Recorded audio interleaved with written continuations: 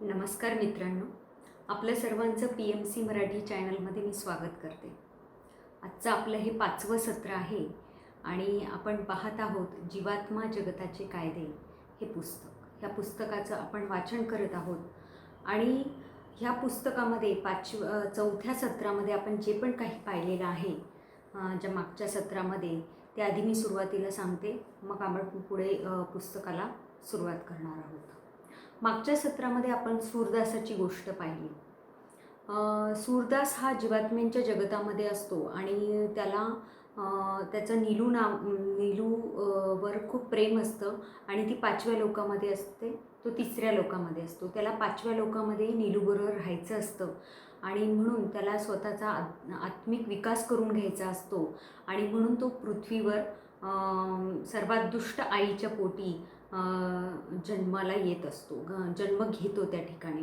म्हणजे हा धोका तो पत्करतो, कारण तो खाली जाण्याचीही शक्यता असते त्याचा आत्म्याचा स्तर, पण तरीही तो हा आपल्या प्रेमाखातर हा धोका कसा पत्करतो आणि त्याच्यानंतर तो पृथ्वीवर आल्यावर नंतर कसा दुष्ट बनतो त्या दुष्ट आईच्या सहवासात राहून. आणि मग नीलू उच्च जीवात्म्यांची कशा पद्धतीने मदत घेते आणि मग ते जीवात्मा एक फकीराचा वेश धारण करून पृथ्वीवर कसे येतात आणि ते सूरदास आणि मोहनदासला कशा प्रकारे मदत करतात हेही आपण त्या ठिकाणी पाहिलं. पण सूरदासाचा अपघात झाल्यानंतर तो पुन्हा अधिकाधिक वाईट वळणावर कसा जातो हेही आपण पाहिलं. मग त्याच्यानंतर उच्च भला आत्मा हा फकीराचा वेश धारण करून पृथ्वीवर त्याला कसा वाचवतो आणि त्याचं जे गर्वाचं घर कसं खाली करतो हेही आपण त्या मुद्द्याद्वारे सूरदासाच्या गोष्टीमध्ये पाहिलेलं आहे.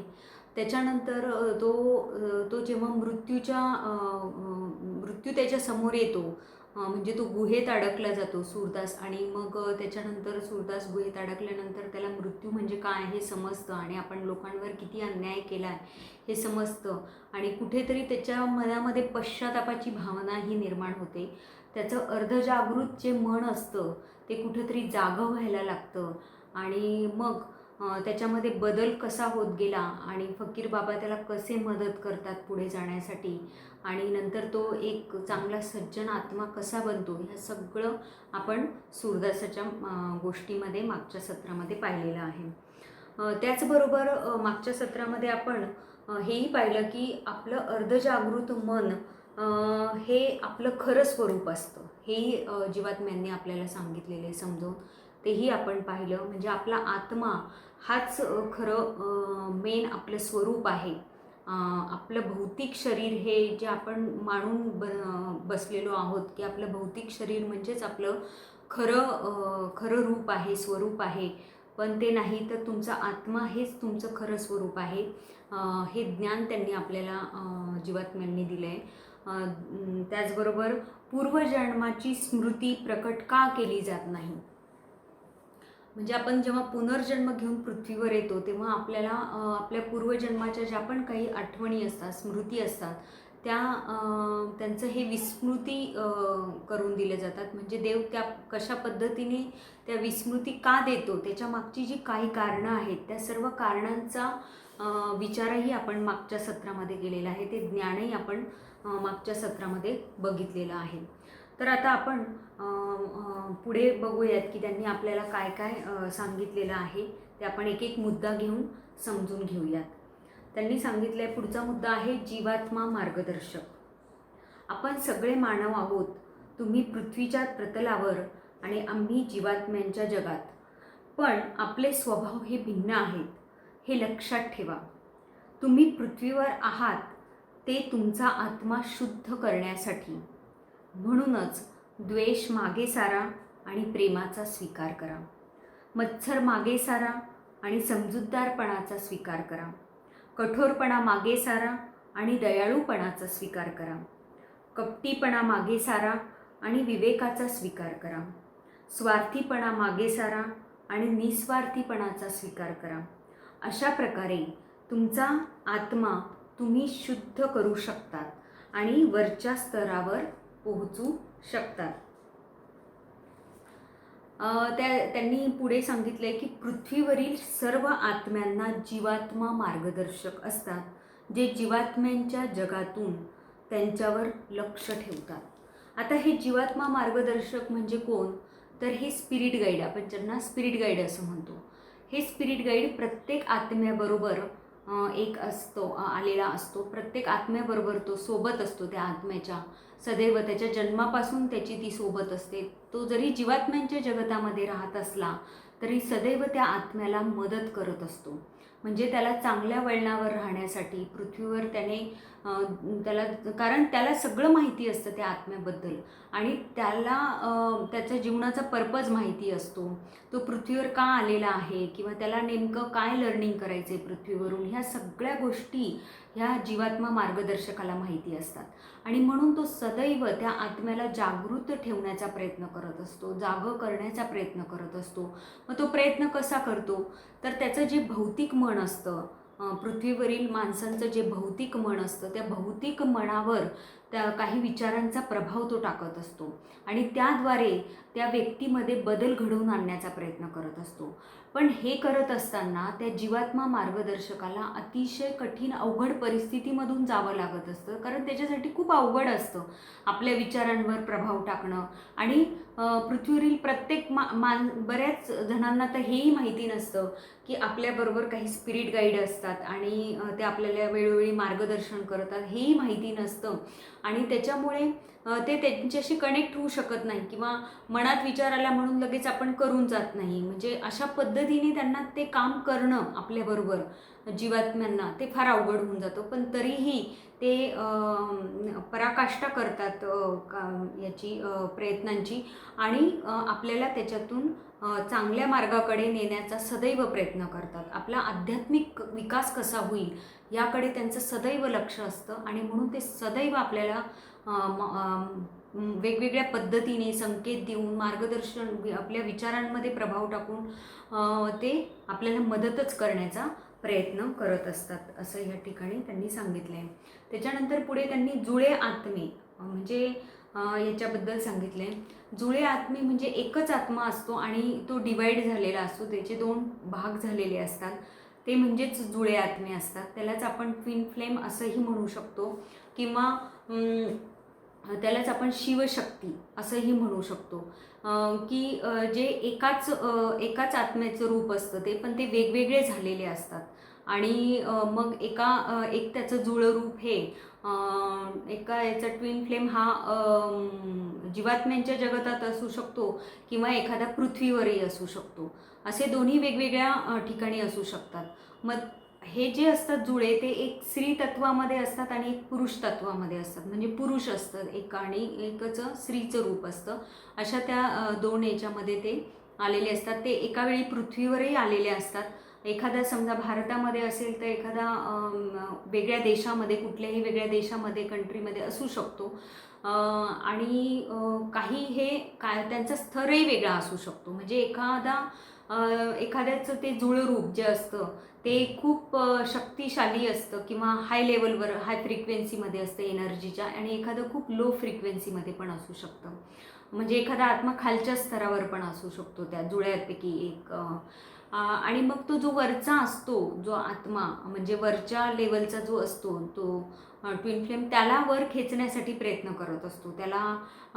कारण त्यालाही आपल्याबरोबर आणायचं असतं, दोघांना एकाच लेवलवर यायचं असतं. पण बऱ्याच वेळा हे दोन्ही एका लेवलवर येणं अवघड असतं. म्हणजे बरेच कमी उदाहरणं असतात अशी. आणि हे जुळे आत्मे जोपर्यंत एकत्र येत नाही तोपर्यंत ते पूर्णत्व प्राप्त करत नाही स्वतःमध्ये. पूर्णत्वाची भावना त्या आत्म्याला मिळत नसते आणि म्हणून ते प्रयत्नशील असतात हे करण्यासाठी, एकत्र येण्यासाठी. त्याच्यातला जो वरचा आत्मा असतो तो सदैव खालच्या आत्म्याला वरती आणण्याचा सदैव प्रयत्न करत असतो. पण त्याच्यासाठी बराच कालावधी पण लागू शकतो. साधारण 2 ते 3 वर्ष, काही जणांना 100 ते 200 वर्ष किंवा 600 ते 700 वर्ष, 1001 वर्षसुद्धा लागू शकतात त्यांना एकत्र येण्यासाठी.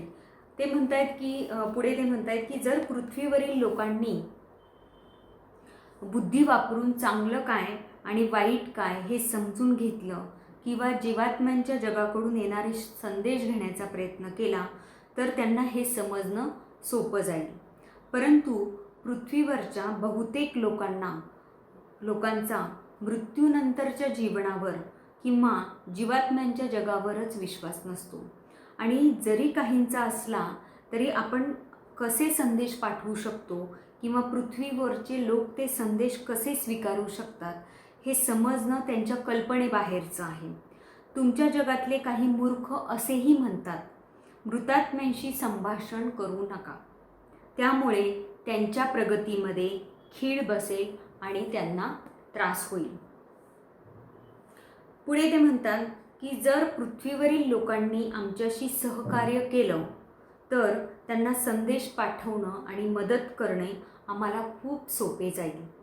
मात्र त्याऐवजी हे सगळे काही थोतांड आणि मूर्खपणा असल्याबद्दल ही माणसे फुशारक्या मारतात आणि ह्याचा फायदा होण्याऐवजी अपायच जास्त होतो वगैरे म्हणत असतात.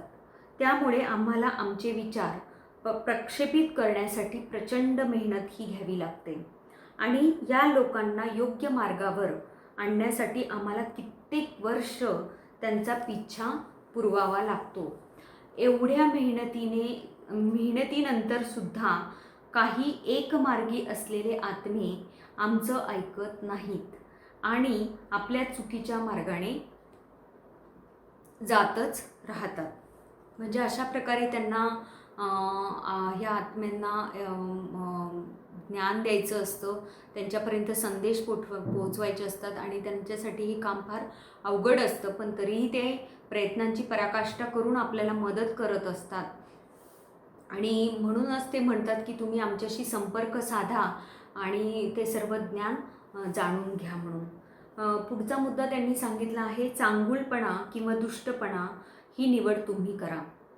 म्हणजे बघा, पृथ्वीवर दोन्ही प्रकारचे वृत्ती ह्या राहत असतात. एक म्हणजे चांगली वृत्ती आणि एक म्हणजे वाईट वृत्ती. अशा दोन्ही प्रकारच्या वृत्ती ह्या पृथ्वीवर राहत असतात.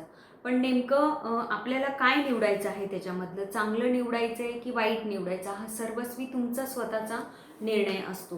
त्याच्यामध्ये कोणीही दखल घेत नाही, कारण तुम्हाला ठरवायचं आहे की तुम्हाला कसं करायचं आहे, तुमचं आयुष्य कसं जगायचं आहे किंवा तुमचा पुढचा आध्यात्मिक प्रवास कसा घडवायचा आहे, हे सगळं तुमच्यावर अवलंबून आहे. तुम्ही जर चांगल्या प्रवृत्तीला उत्तेजना दिली, प्रोत्साहन दिलं, त्या बाजूने राहिलात तर तुम्ही तुमच्या आत्म्याचा चांगला विकास करून घेतात आणि तुम्ही दुष्ट प्रवृत्तीला साथ दिली, दुष्ट प्रवृत्तीला प्रोत्साहन दिलं तर तुम्ही त्याच पद्धतीने तुमचा आत्म्याचा ऱ्हास करून घेतात, त्याचा विनाश व्हायला सुरुवात होते त्या आत्म्याचा.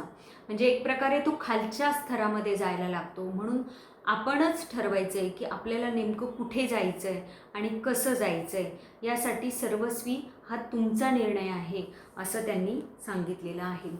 पुढे ते म्हणतात की जीवात्म्यांशी केलेल्या संभाषणाची पृथ्वीवरील प्रियजनांना आधार देण्यासाठी मदत होत असते. जेव्हा पृथ्वीवरील लोक जीवात्म्यांशी संवाद साधायला लागतात, संपर्क साधायला लागतात, तेव्हा ते आपल्या आत्म्याचा विकास करायला त्यांना मदत होत असते.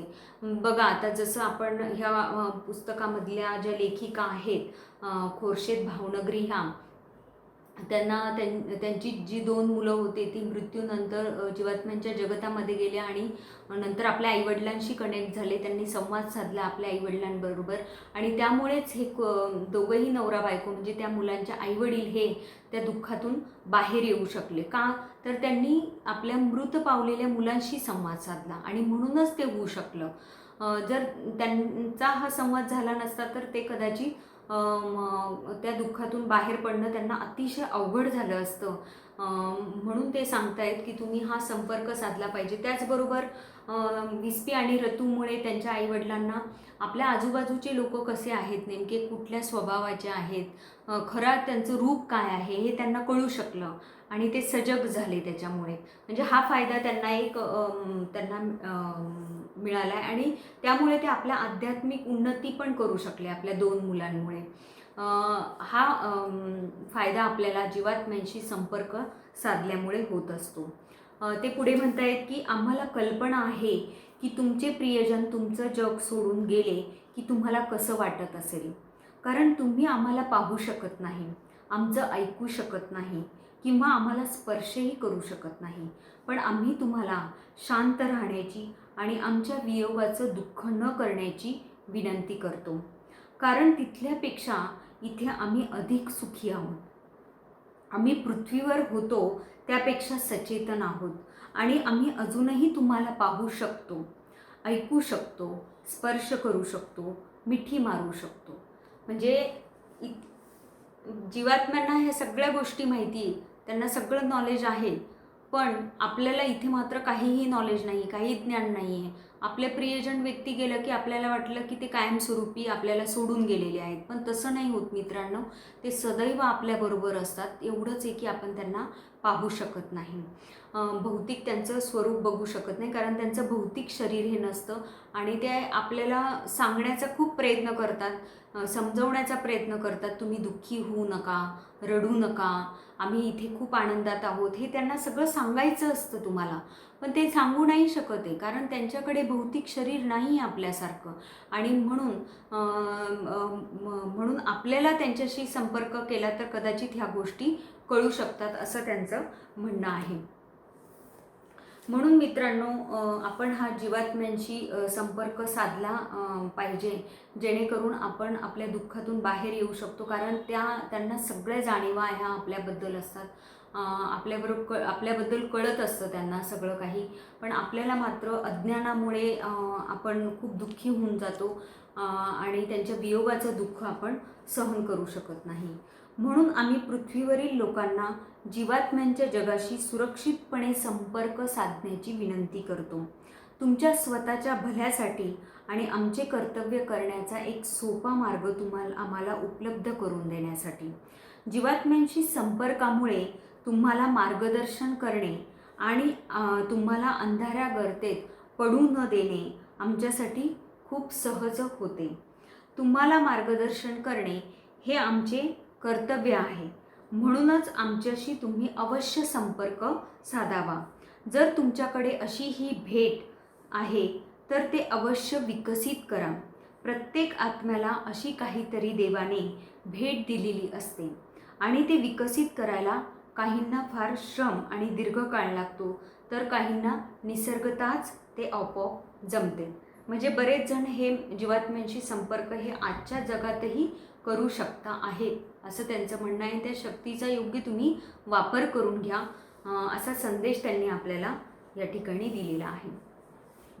पुढे ते म्हणतायत, बहुतेक आत्मे हे खालच्या लोकांमध्ये जाऊन आलेले आहेत. म्हणजे जे आत्मे आता 5व्या किंवा 6व्या स्तरावर आपल्याला जीवात्म्यांच्या जगतामध्ये राहत आहेत, ते कधी काळी पहिल्या किंवा दुसऱ्या लोकांमध्येही जाऊन आलेले असतात आणि तिथे राहून त्यांनी आपला आत्मिक विकास केलेला असतो. आपल्या आत्म्याचं शुद्धीकरण करत असतात, ते आपल्या आध्यात्मिक वृत्ती वाढवत असतात, त्याचा विकास करत असतात आणि मग हळूहळू टप्प्याटप्प्याने ते वेगवेगळ्या स्तरामध्ये, म्हणजे उंच उंच स्तरामध्ये हे जात असतात. हे प्रत्येकानेच केलेलं असतं. म्हणजे प्रत्येकजण हे खालच्या स्तरामधूनच बऱ्यापैकी आलेले असतात. बऱ्याच जणांनी खालचा म्हणजे पहिला जो स्तर आहे तो बऱ्यापैकी काही लोकांनी बघितलेलाही नसतो. त्याच्याऐवजी ते दुसऱ्या स्तरापासून गेलेले असतात किंवा पहिला हा स्तर अतिशय खालावलेला असा स्तर आहे आणि असे आत्मे हे बऱ्यापैकी कमीही असू शकतात किंवा काही जण त्या स्तरापर्यंत जातच नाही, तर ते डायरेक्ट दुसऱ्या स्तरापासून जात असतात. प्रत्येक आत्म्याने सुमारे हे 100 ते 2000 वेळा पृथ्वीवर पुनर्जन्म घेतलेला आहे आणि विविध प्रकारचे अनुभवही घेतलेले आहेत. प्रत्येक आत्म्याला वेगवेगळ्या समस्यांमधून आणि स्थितींमधून जावेच लागते. म्हणजे प्रत्येकाला ह्या समस्या ह्या येतच असतात आणि ते जायचंच असतं, कारण तो आपला टास्क असतो. आपण त्याच्यासाठी तर इथे आलेलो असतो. आम्ही तुम्हाला हेही सांगायला हवे की पृथ्वीवरील लोकांना तुम्ही जीवात्म्यांना आमची सर्वच गुप्त माहिती सांगण्याची परवानगी नाही. आम्ही तुम्हाला काही गोष्टीच सांगू शकतो. जर आम्ही तुम्हाला तुमच्या भविष्यकाळाविषयी सांगितले तर तुम्ही आधीच सज्ज राहाल आणि तुमच्या पुनर्जन्माचा काहीही उपयोग होणार नाही. आपण पुनर्जन्म का घेत असतो पृथ्वीवर? तर आपल्याला काही लर्निंग करायचं असतं. आपल्या आत्म्याच्या विकासासाठी किंवा आपल्या ज्या कमजोऱ्या आहेत त्या घालवण्यासाठी आपण ते शिकण्यासाठी ह्या पृथ्वीवर येत असतो. आणि आपल्याला काही टास्क दिले जातात, म्हणजे समस्यांच्या रूपात हे येत असतात. आपल्याकडे वेगवेगळ्या समस्या येत असतात की ज्याच्यातून आपण आता कसा मार्ग काढायचा हे आपल्याला समजत नसतं. आणि अशा वेळेस जर ह्या जीवात्म्यांनी आपल्याला त्यांच्या आपल्या पूर्वजन्माविषयी किंवा फ्युचरबद्दल, आपल्याला भविष्यकाळाविषयी सगळं सांगून टाकलं तर तो टास्कच राहणार नाही आपल्यासाठी. आणि मग आपल्या आत्म्याचाही विकास हा होऊ शकणार नाही. म्हणून त्यांना काही बंधनं घातली जातात की तुम्हाला जरी त्या लोकांचं भविष्य माहिती असलं पृथ्वीवरचं, तरी तुम्ही ते सांगायचं त्यांना नाही. हे एक बंधन त्यांना घातलेलं असतं, जेणेकरून त्या आत्म्याचा हा विकास होणं त्यांच्यासाठी फार महत्त्वाचं असतं. याच्यासाठी हे त्यांना बंधन लावण्यात येत असतं. पुढे त्यांनी दिले की काही लोकांना जीवात्म्यांशी संपर्क साधण्याची भीती वाटत असते. ते म्हणतायत की अंधश्रद्धांनी आपल्या आयुष्यावर नियंत्रण ठेवण्याचे दिवस आता गेलेत. फक्त वेडे लोक जीवात्म्यांशी बोलतात असं लोक समजत असत ते दिवस गेलेत. जीवात्म्यांशी संपर्क साधण्याचा दावा करणारा अस्सल आहे की नाही हे सिद्ध न करता येण्याचे दिवस गेले. आता पृथ्वीवर अनेक शास्त्रज्ञ, अतींद्रिय शक्तींचा अभ्यास करणारे, मनोवैज्ञानिक आणि मनोविकारतज्ञ आहेत, जे जीवात्म्यांशी संपर्क साधण्याबाबत व्यापक संशोधन करीत आहेत आणि त्यांचे काम अस्सल आहे हे सिद्ध करू शकत आहेत. म्हणजे याच्यावर बराच रिसर्च चालू आहे, अभ्यास चालू आहे आणि वेगवेगळे शोध त्यांनी लावलेले आहेत. पास्ट लाईफ रिग्रेशनमधनंही शोधण्यात आलेलं आहे की आपण पुनर्जन्म असतो आणि ह्या सगळ्या घटना त्या आत्म्याच्या बाबतीत झालेल्या असतात. तो स्वतः आपला पुनर्जन्म बघू शकतो. ह्या सगळ्या गोष्टींचा अभ्यास पृथ्वीवर चालू आहे आणि म्हणून ह्या गोष्टी चुकीच्या आहेत असं म्हणणंही योग्य ठरणार नाही आहे. त्याच्याबद्दल बरीच पुस्तकंही लिहिली गेली आहेत. जीवात्म्यांशी कनेक्ट होऊन आता आपण जे पुस्तक बघतोय ते सुद्धा जीवात्म्यांशी कनेक्ट होऊनच लिहिलं गेलेलं आपल्यासमोर हे पुस्तक आलेलं आहे. ते ज्ञान त्या जीवात्म्यांनी स्वतः हे पुस्तकात दिलेलं आहे. म्हणजेच काय तर हे सगळं नॉलेज खरं आहे असं ह्या ठिकाणी त्यांना सांगायचं आहे. त्याच्यामध्ये खोटं असं काही नाही आणि त्याच्यामध्ये घाबरण्याची किंवा भीतीदायक अशी कुठलीच गोष्ट नाही आहे, हे यातून त्यांना सांगायचं आहे. काही जणांना असं वाटतं की अशा अमानवी गोष्टींमध्ये लक्ष घालणं हे वाईट किंवा दुष्ट आहे, पण असा विचार करणं हा शुद्ध अडाणीपणा आहे. काही जणांना अशी भीती वाटते की त्यांच्या अपराधी भावना आणि पापे जीवात्म्यांना समजतील, त्यामुळे ते इतरांना परावृत्त करतात. दुष्ट लोकांना ह्या कल्पना आवडत नाहीत किंवा ते त्यात रस घेत नाही. काही जणांचा त्यांच्या पालकांनी, धर्मगुरूंनी किंवा शिक्षकांनी बुद्धिभेद केलेला असतो, त्यामुळे ते आपल्या सहज प्रेरणा दडपून टाकतात आणि कसलीही जोखीम स्वीकारायला तयार होत नाहीत. म्हणजे केवळ भीतीपोटी बऱ्याच वेळा जीवात्म्यांशी हा संपर्क साधला जात नाही. चुकीचा हा मार्ग आहे असं त्यांच्या मनात हे भरलं जातं लहानपणापासून आणि म्हणूनच ते हा संपर्क साधण्याच्या भानगडीत पडत नाही. पुढे ते म्हणतायत की तुम्ही पृथ्वीवर जन्म घेण्याचा पर्याय का निवडतात. आता आपण मागेच बघितलेलं आहे की पृथ्वीवर आपण जन्म घेण्याचा पर्याय का निवडतो, त्याची कारणंही मागे बघितली, त्यांनी ती सांगितलेली आहेत आपल्याला. बऱ्याच वेळा पृथ्वीवर आपले प्रियजन जे असतात त्यांना मदत करण्यासाठी काही आत्मे हे पृथ्वीवर जन्म घेत असतात. तर काही आत्मे हे त्यांचं संचित कर्म जे आहे, त्यांच्या कर्माचा कर्माचा जो हिशोब आहे तो कंप्लीट करण्यासाठी पृथ्वीवर जन्म घेत असतात. तो हिशोब कोणत्या आत्म्यांशी राहिलेला असेल तो कंप्लीट करण्यासाठी पृथ्वीवर जन्म घेत असतात.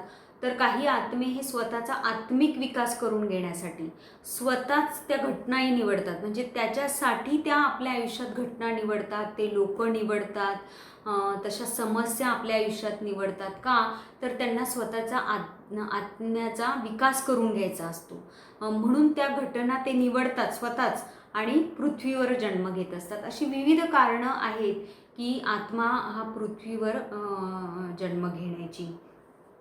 ते म्हणतायत की खालच्या लोकांमधील आत्म्यांना पृथ्वीवर जन्म घेण्यास आनंदच होतो, कारण त्यामुळे त्यांना जलद प्रगतीची एक संधी मिळते. म्हणजे खालचे जे स्तर आहेत, पहिला, दुसरा, तिसरा, हे जे स्तर आहेत आत्म्यांचे, त्या स्तरावरच्या लोकांना आपला स्वतःचा विकास करून घ्यायचा आहे आत्म्याचा, आणि म्हणून ते पृथ्वीवर जन्म घेतात आणि त्याच्यासाठी त्यांना ही एक संधी मिळालेली असते त्यांचा विकास करून घेण्यासाठी. पुढे ते म्हणतायत की खालच्या स्तरांवर आलेले काही चांगले आत्मे त्यांना कठोर पण अल्पकाळ शिक्षा व्हावी अशी देवाला विनंती करतात. म्हणजे तेच देवाला विनंती करतात की आम्हाला असा जन्म दे, कठोर असा.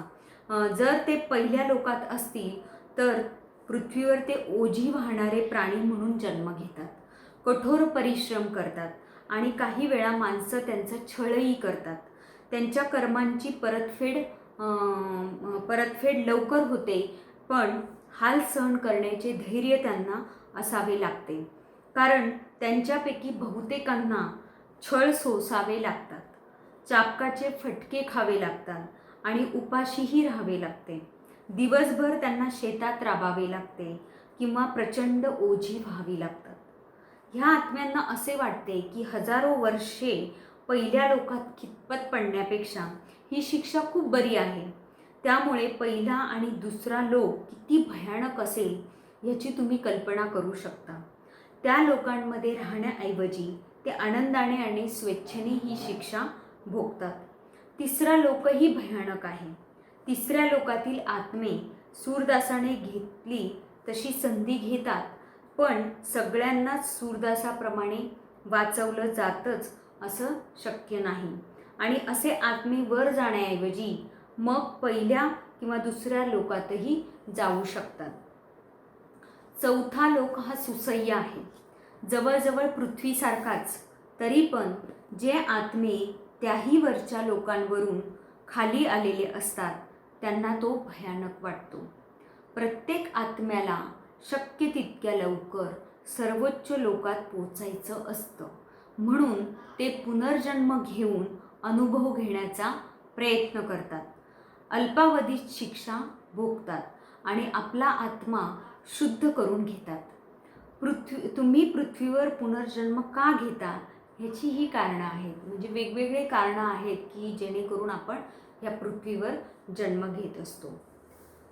पुढे ते म्हणतात की तुम्हाला मृत्यूची भीती का वाटते. आता पृथ्वीवर जीवात्म्यांच्या जगातून पृथ्वीवर आल्यावर पृथ्वीवर राहण्याची एक सवय होऊन जाते.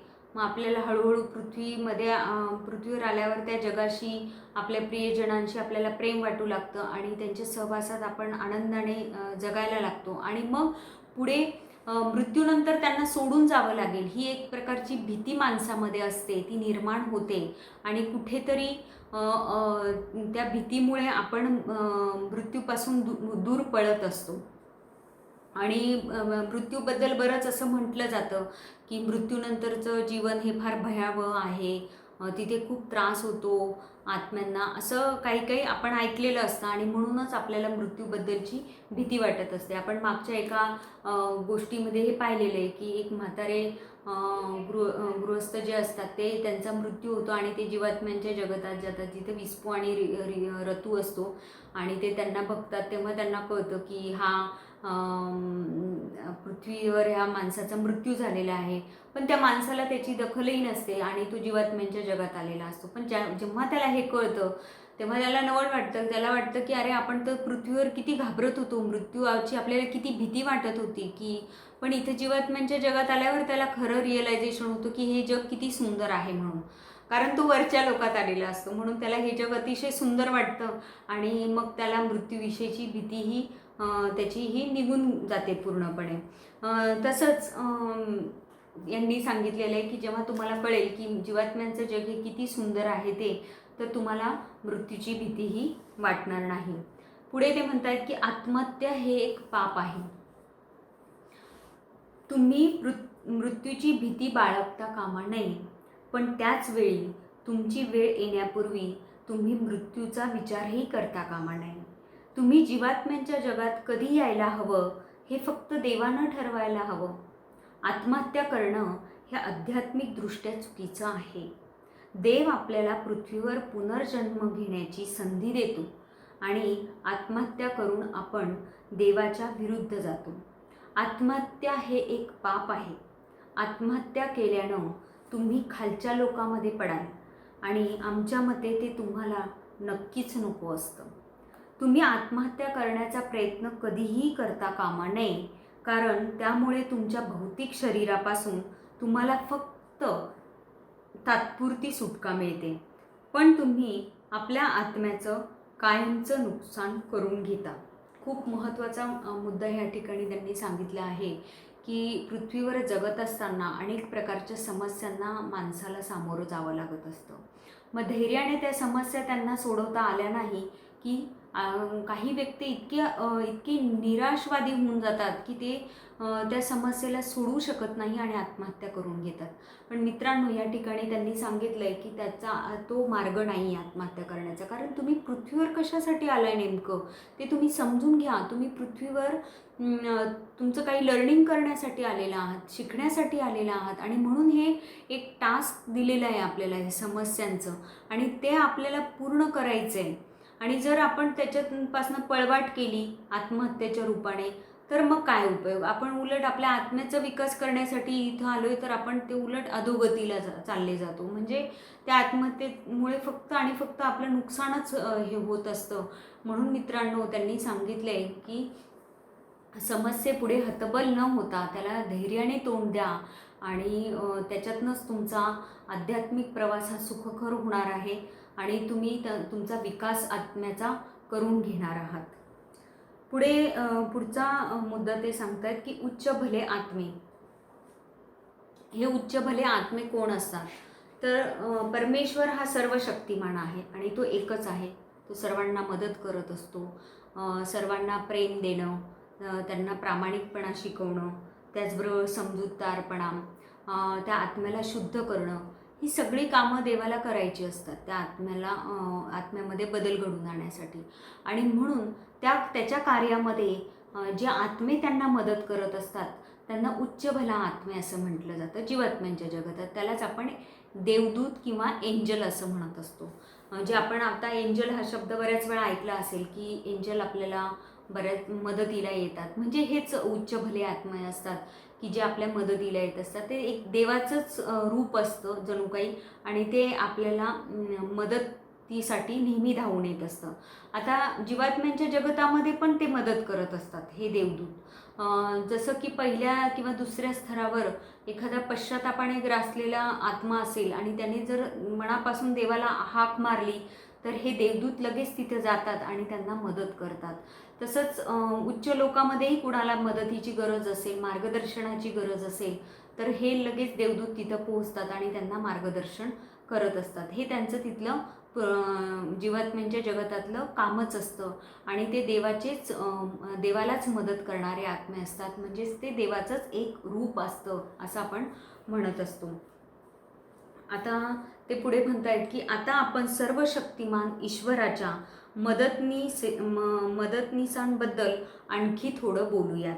आम्ही त्यांना उच्च भले आत्मे असं म्हणतो आणि तुम्ही त्यांना देवदूत म्हणता.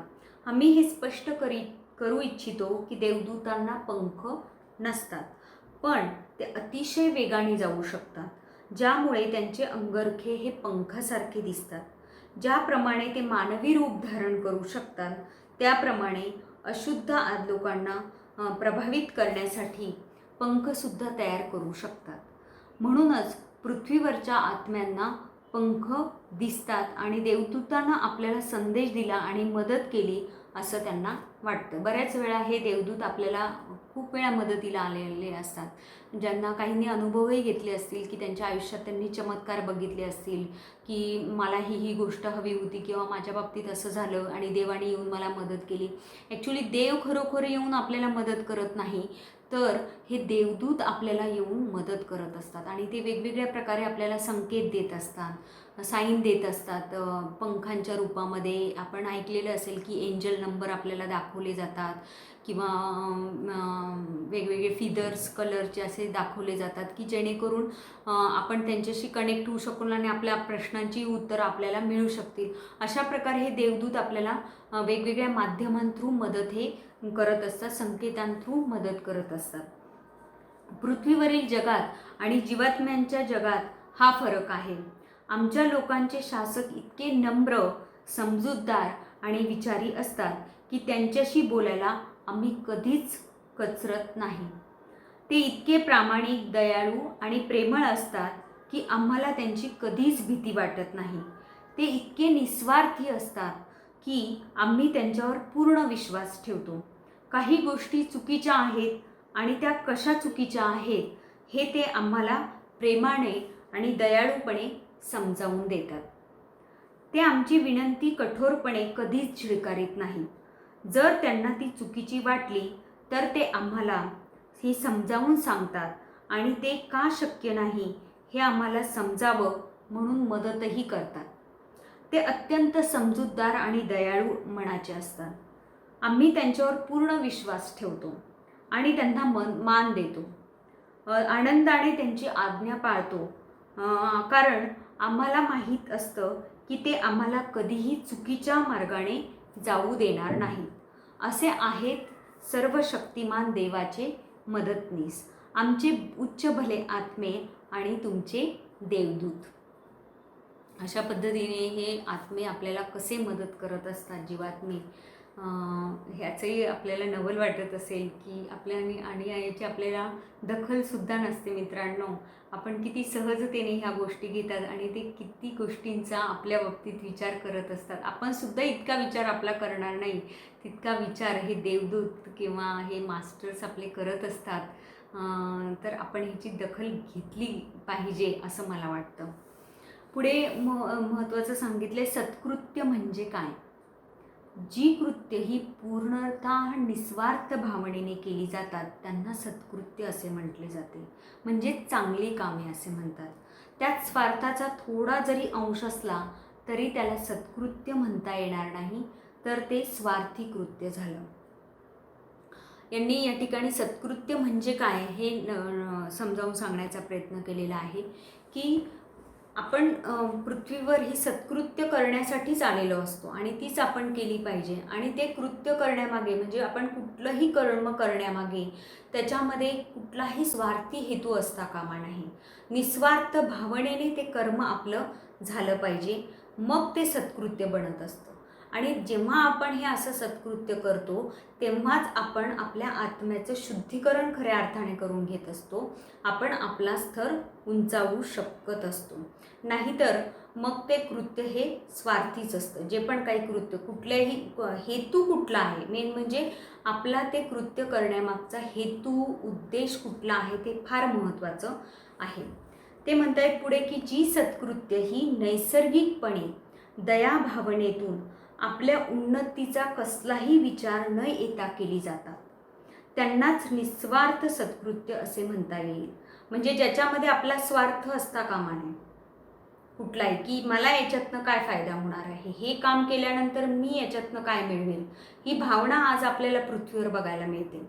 की मी कसा काय, मला काय फायदा होईल, मी कसा पुढे जाईल, बस एवढंच आपल्या डोक्यात असतं. आणि त्याच प्रकारची कर्मही आपण करत असतो डोळे झाकपणे.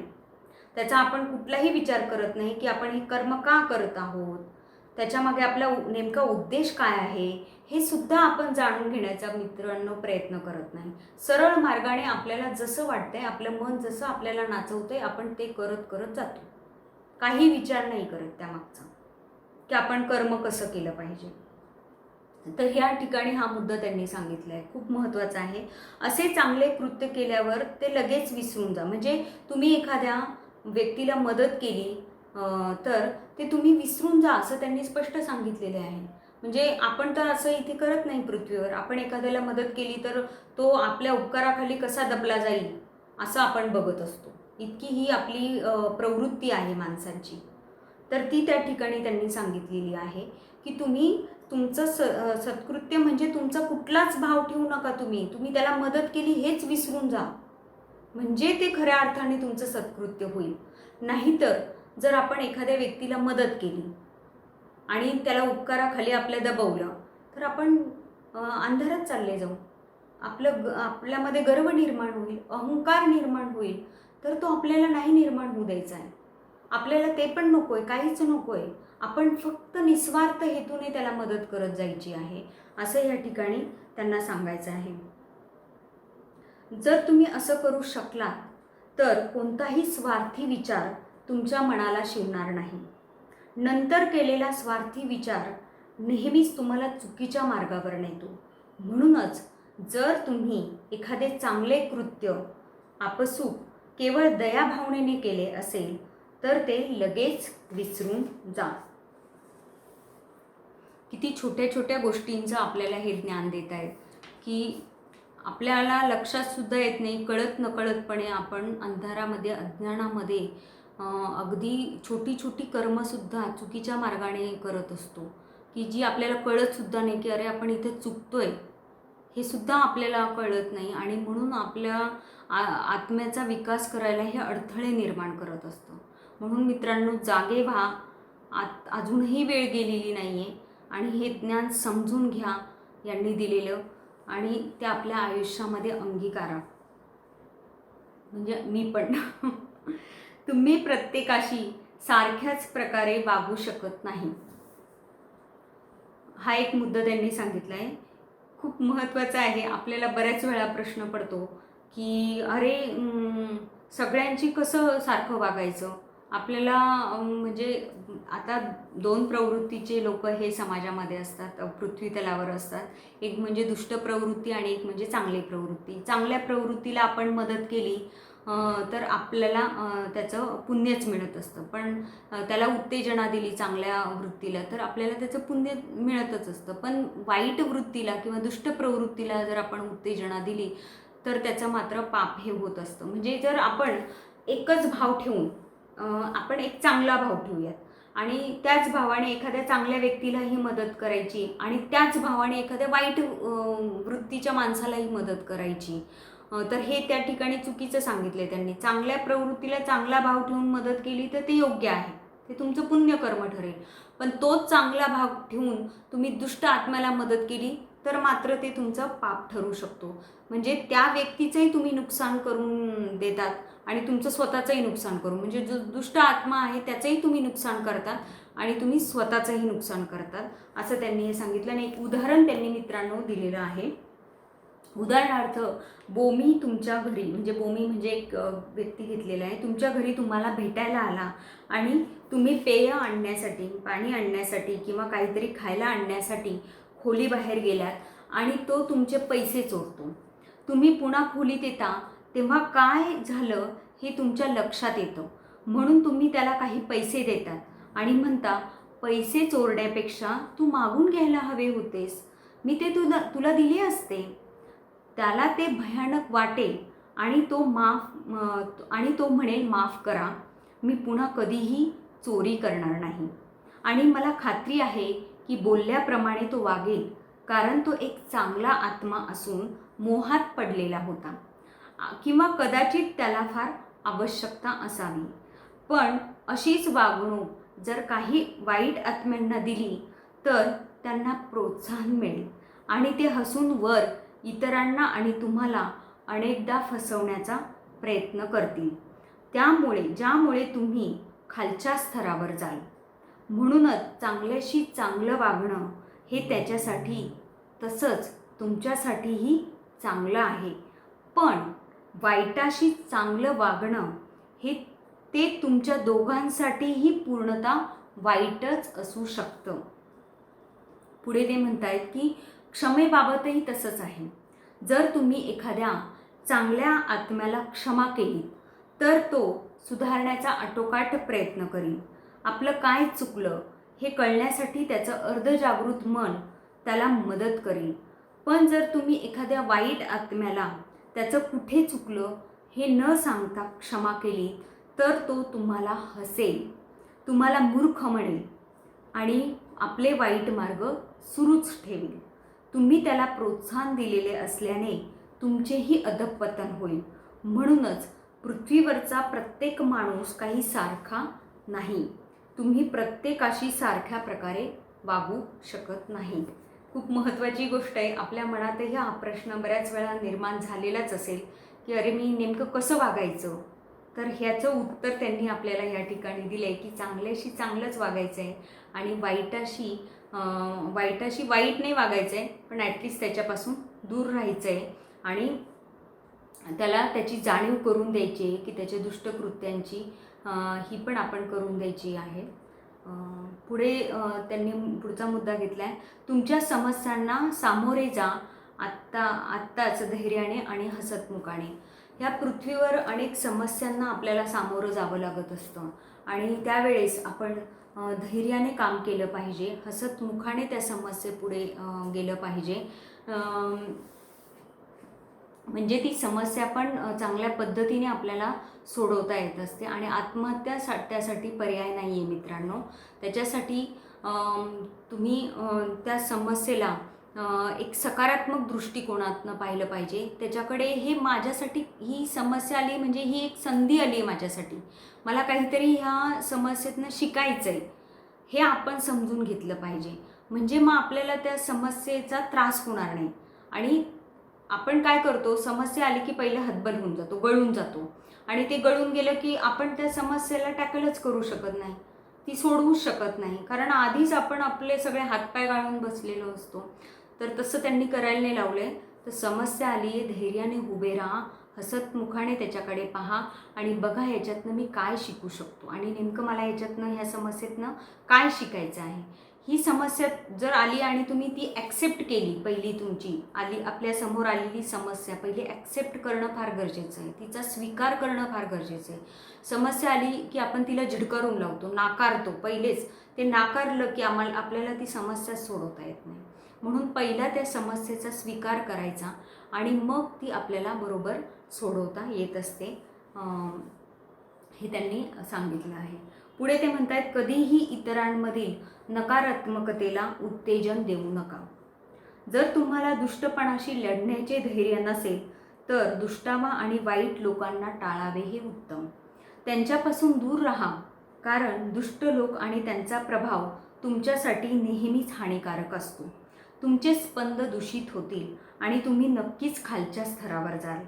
पृथ्वीवरचे लोक म्हणतील, आमच्या अवतीभोवती इतके दुष्ट लोक असताना आम्ही दुष्टावा कसा टाळू शकतो. होय, आम्हालाही माहीत आहे की पृथ्वीवर अनेक दुष्ट लोक आहेत आणि अर्थातच तुम्ही त्यांच्याशी बोलू शकता, त्यांच्या शेजारी राहू शकता, पण कधीही त्यांच्याशी मैत्री करू नका. थोडंफार बोलून हसून मान हलवून त्यांच्यापासून दूर जाणे चांगले, पण कधीही दांभिकपणे वागू नका. जेव्हा गरज भासेल तेव्हा त्यांना मदत करा, पण दुष्ट गोष्टी करण्यासाठी त्यांना कधीच उत्तेजन देऊ नका. जर तुमची त्यांच्याशी मैत्री नसेल तर बहुतेक वेळा तेही तुमच्यापासून लांबच राहतील. त्यांना लांबच ठेवा, कारण अशा वाईट लोकांना सुधारणे ही गोष्ट एका सामान्य चांगल्या आत्म्याला शक्य नसते. मात्र चांगल्या आत्म्यांना किंवा ज्यांना सुधारण्याची प्रामाणिक इच्छा आहे अशांना मदत करा. वाईट आत्म्यांना सुधारण्याचे आणि आपण मात्र चुकीचे न वागण्याचे सामर्थ्य फार थोड्या चांगल्या आत्म्यांमध्ये असते. वाईट आत्म्यांना सुधारणे कठीण असते, कारण चांगल्या आत्म्यांवरही वाईटाचा व दुष्टपणाचा प्रभाव पडत असतो. खूप महत्त्वाची गोष्ट सांगितली आहे त्यांनी की दुष्ट आत्म्यांपासून लांब तर राहा, पण वेळ प्रसंगी त्यांना जर मदतीची गरज असेल तर ती मदत पण करा. हाही सल्ला त्यांनी आपल्याला या ठिकाणी दिलेला आहे. जर एखाद्या दुष्ट आत्म्याला पश्चाताप झाला असेल तर तो पश्चाताप लक्षात घेऊन त्यांना मदत करा, पण त्यांच्या दुष्ट प्रवृत्तीला मात्र उत्तेजना देऊ नका. हा महत्त्वाचा मुद्दा त्यांनी आपल्याला सांगितला आहे. पुढे ते सांगतायत, राशी भविष्याचा प्रभाव तुमच्यावर पडू देऊ नका. तो कसा ते आपण बघूया. एक गोष्ट आम्ही स्पष्ट करू इच्छितो आणि ती म्हणजे राशी भविष्याची. जेव्हा तुम्ही तुमचं साप्ताहिक किंवा दैनिक भविष्य पेपरमध्ये वाचता तेव्हा त्याचा तुमच्या मनावर परिणाम होत असतो. तुमचे विचार शक्तिशाली असतात आणि तुम्ही जे वाचता त्याचा तुमच्या विचारांवर परिणाम होतो आणि घटना प्रवाह कुंडलीप्रमाणे घडून येतो. त्यामुळे तुम्हाला असं वाटतं की भविष्य हे बरोबर होते. म्हणजे जसं आपण वाचतो त्याचप्रमाणे विचार करायला लागतो आणि विचार करायला लागलं की तोच विचार करून ती घटना खरंच घडायला लागते. विचारांचा तो ॲक्च्युली प्रभाव असतो असं त्यांचं म्हणणं आहे. पण हे दुसरं तिसरं काही नसून दुर्बल मनाच्या लोकांचा बुद्धिभेद आहे. जर तुम्हाला काही घडून यायला हवं असेल तर बहुतेक वेळा तुमच्या सकारात्मक विचारांची नक्कीच मदत होईल. कुंडलीचं भविष्य चुकीचं आहे हे तुमच्या अर्धजागृत मनाला माहिती असतं, पण तुमच्या भौतिक मनाला ते बरोबर आहे असं वाटू शकतं.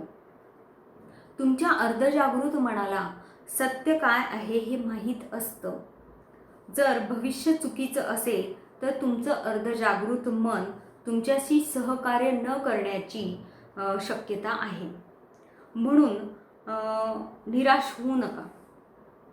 जे काही घडतं ते परमेश्वरी इच्छेनुसार घडतं असा विचार करा आणि तुम्हाला योग्य मार्गदर्शन केल्याबद्दल त्याचे आभार माना. तुमच्या स्वतःच्या मुक्त इच्छेचा वापर करा आणि ज्योतिषांकडून आणि त्यांच्या भाकितांमुळे फसू नका. हे सारं काही तुमच्यावर आणि तुमच्या निवडीवर अवलंबून असतं. हेही सांगितले. बरेच जण समस्या आल्या की चालले ज्योतिषाकडे किंवा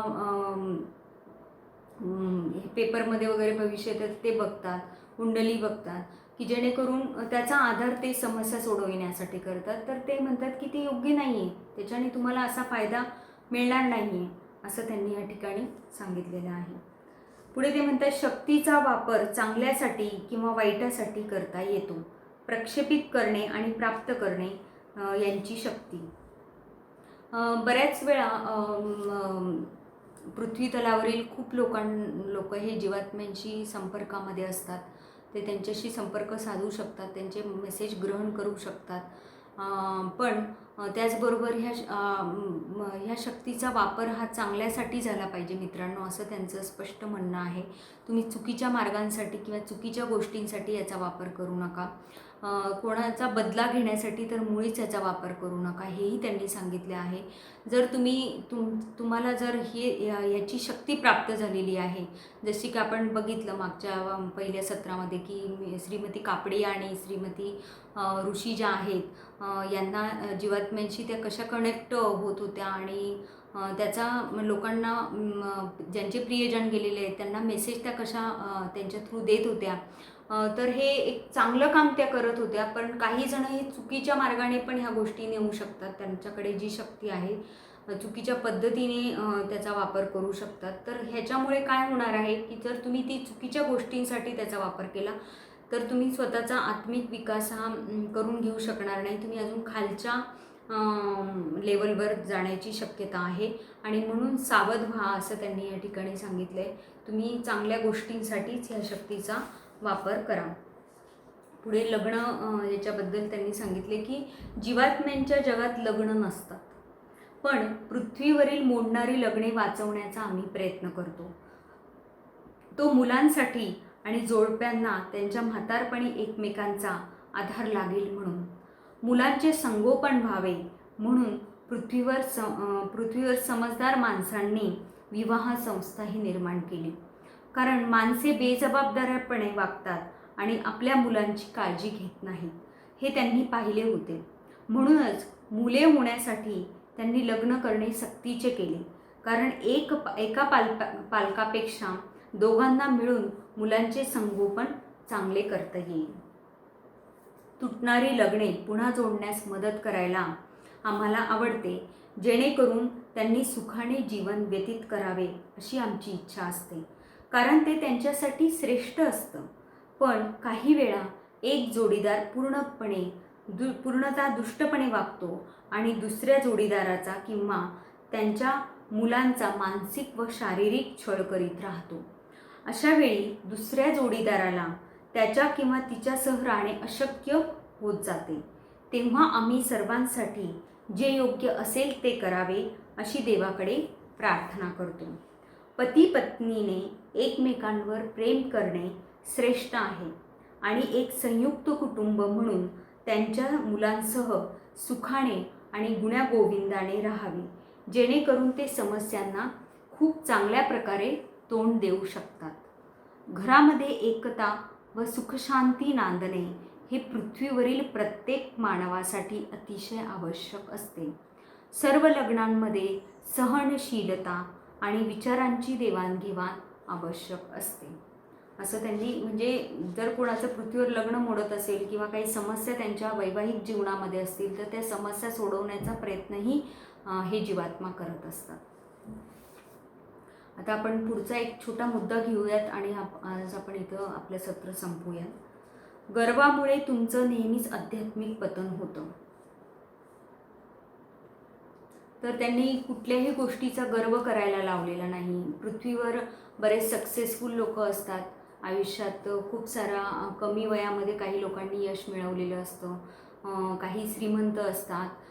तर अशा ह्या प्रतिष्ठेमुळे किंवा याच्यामुळे कदाचित व्यक्ती गर्विष्ठही होऊ शकण्याची शक्यता असते. आणि म्हणून ते म्हणतात की तुम्ही कधीही गर्व करू नका.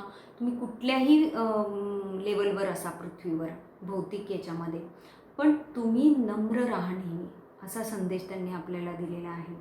कारण ही नम्रताच पुढे तुमचा विकास, आत्म्याचा विकास करणार आहे. आणि हा गर्विष्ठपणा तुम्हाला खाली घेऊन जाणार आहे, खालच्या स्तरावर नेणार आहे. त्याच्यामुळे कुठल्याही स्थितीमध्ये तुम्ही राहा, श्रीमंत असो गरीब असो, कुठल्याही स्थितीमध्ये राहा, पण त्याच्यामध्ये गर्विष्ठपणा हा येता कामा नये. कारण गर्वाचं घर हे नेहमी खालीच असतं, असं आपण जे म्हणतो ते काही खोटं नाही आहे. आणि ते पण यांनी इथं सांगितलं आहे की त्यामुळे आपला आध्यात्मिक हे पतन होण्याची शक्यता जास्त असते. आपल्या विना कोणीतरी निराधार होईल असं ज्याला वाटतं तो महामूर्ख आहे. जर अभिमान वाटावा असं काही देवानं तुम्हाला दिलं असेल तर त्याबाबत नम्र राहा, अन्यथा तुमचं नक्कीच अधःपतन होईल. ठरलेल्या वेळेआधी काहीही घडू शकत नाही. म्हणूनच फक्त वाट पहा आणि शांत राहा. तुमच्या चिंतेमुळे ते वेळेआधी घडून येणार नाही, उलट त्याचा तुम्हाला त्रासच होईल. म्हणूनच स्वस्थ चित्ताने प्रार्थना करा. ईश्वर महान आहे.